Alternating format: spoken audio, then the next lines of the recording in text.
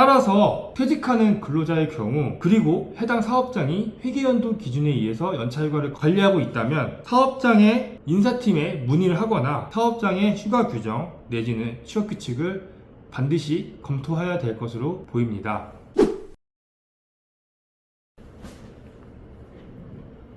안녕하십니까. 진노무사TV 지원우 노무사입니다. 오늘은 연차휴가 미사용 수당 정산 방법에 대해서 설명을 드리겠습니다. 연차 유급 휴가는 1년간 근로를 제공할 경우 그 다음날 근로자가 쉴 수 있는 권리로서 유급 휴가를 의미합니다.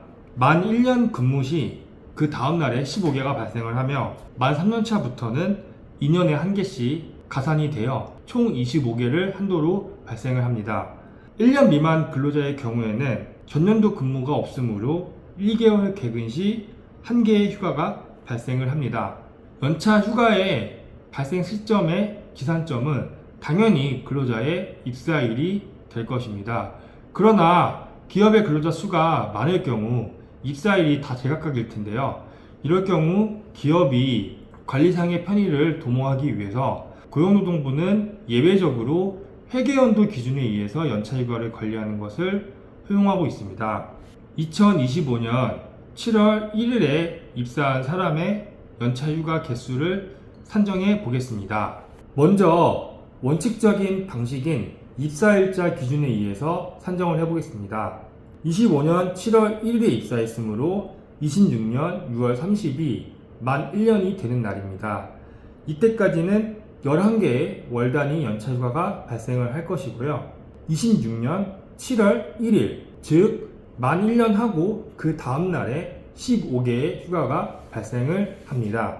예외적으로 회계연도에 의해서 관리하고 있는 경우를 말씀드리겠습니다. 25년 7월 1일에 입사하고 회계연도 기준에 의해서 관리하다 보니까 25년 12월 31일자 기준으로는 5개의 월 단위 연차휴가가 발생을 할 것이고요. 반대로 12월 31일에 모든 근로자가 정산을 받기 때문에 1년 미만 근로자의 경우에도 정산을 받을 텐데요. 이때 8개의 휴가를 부여받게 됩니다. 8개의 휴가는 15개의 휴가를 가정을 하고 일단은 6개월 동안의 근무를 월할 계산해서 나온 숫자입니다. 26년 1월 1일부터 26년 6월 30, 그러니까 만 1년이 되는 날까지는 월단 휴가가 계속 발생하므로 26년 1월 1일부터 26년 6월 30일까지는 6개의 월단위 연차휴가가 발생을 한다고 보시면 되겠습니다. 만약 해당 근로자가 2030년 8월 1일에 퇴직한 경우를 가정해 보겠습니다. 먼저 입사일자를 기준으로 관리하고 있는 사업장을 예시를 들어보겠습니다. 25년 7월 1일부터 26년 6월 30까지는 말씀드린 바와 같이 11개의 월 단위 연차휴가가 발생을 할 것이고요. 26년 7월 1일, 그러니까 365일 하고 그 다음 날에 15개의 휴가가 발생을 할 것입니다. 27년 7월 1일에 또 15개의 휴가가 발생을 하고요. 28년 7월 1일에도 16개의 휴가, 29년 7월 1일에도 16개의 휴가가 발생을 하고요. 30년 7월 1일에는 17개의 휴가가 발생을 할 것입니다. 그리고 퇴직하는 날인 2030년 8월 1일에는 별도의 휴가가 발생하지 않겠습니다. 그리하여 총 90개의 연차 휴가가 발생한다고 계산을 할 수가 있습니다. 그런데 만약 해당 사업장에서 입사일자 기준이 아닌 회계연도 기준에 의해서 관리하고 있는 경우에는 어떻게 나오는지 보시겠습니다. 25년 7월 1일부터 26년 6월 30일까지는 입사일자 기준으로 관리하든 회계연도 기준으로 관리하든 동일하게 11개 휴가가 발생을 할 것이고요.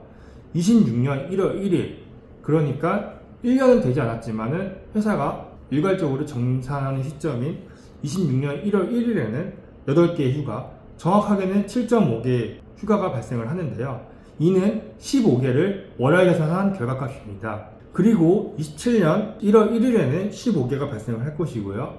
28년 1월 1일에도 15개가 발생을 하고 29년 1월 1일에 16개, 30년 1월 1일에 16개가 발생을 하고 30년 8월 1일 퇴직일에도 역시 0개의 연차 휴가가 발생을 하겠습니다. 이 경우 월 단위 연차 휴가를 포함하여 총 81개의 휴가가 발생한다고 해석을 할 수 있는데요.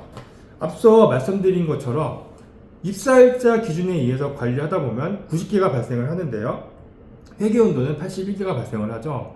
당연히 근로자에게 유리한 입사일자 기준에 의해서 산정한 개수를 사업장에서 부여받아야겠습니다. 다음의 경우에는 회계연도가 입사일자 기준보다 유리한 경우를 말씀드리겠습니다.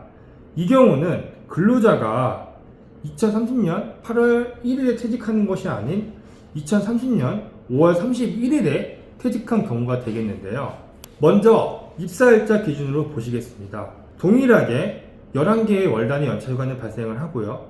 26년 7월 1일에 15개, 27년 7월 1일에 15개, 28년 7월 1일에 16개, 29년 7월 1일에 16개, 그리고 퇴직일인 30년 5월 31일에는 0개의 휴가가 발생을 해서 총 73개의 휴가가 발생을 합니다. 만약 해당 사업장이 회계연도로 관리하고 있을 경우에는 월 단위 휴가 제외하고 26년 1월 1일에 8개의 휴가가 발생을 하고요. 27년 1월 1일에는 15개, 28년 1월 1일에도 15개, 29년 1월 1일에도 16개, 30년 1월 1일에 16개가 발생을 하고요. 퇴직일인 30년 5월 30일에는 0개의 휴가가 발생을 합니다. 이 경우 총 81개의 연차 휴가가 발생한다는 것을 볼 수 있습니다. 앞의 사례와 달리 이 경우에는 회계연도 기준에 의해서 관리하는 것이 근로자에게 더 유리하다는 것을 아실 수 있습니다. 이에 대해서 고용노동부는 어떠한 입장을 가지고 있는지 화면의 행정해석을 보시면서 말씀을 드리겠습니다. 보시는 화면과 같이 회계연도 기준으로 연차 휴가를 부여하고 있는 사업장의 경우 회계연도로 부여하는 연차 휴가가 입사일 기준으로 부여하는 연차 휴가 일수보다 많은 경우에는 회계연도 기준으로 산정한 연차 휴가를 적용하여야 한다고 하고 있습니다. 다만 이 경우 취업규 측에서 퇴직 시점에 다시 입사일자 기준으로 재산정한다는 별도의 단서가 없는 경우로 한정하고 있으므로 만약에 입사일자로 재산정한다는 규정이 있는 경우에는 다시 회계연도가 아닌 입사일자 기준으로 재산정한다는 해석을 내놓았습니다. 따라서 퇴직하는 근로자의 경우 그리고 해당 사업장이 회계연도 기준에 의해서 연차휴가를 관리하고 있다면 사업장의 인사팀에 문의를 하거나 사업장의 휴가 규정 내지는 취업규칙을 반드시 검토해야 될 것으로 보입니다. 연차휴가 정산에 대해서 말씀을 드렸고요. 상담이 필요하신 경우 아래 번호로 문자 주시면 회신을 드리도록 하겠습니다. 영상 봐주셔서 고맙습니다.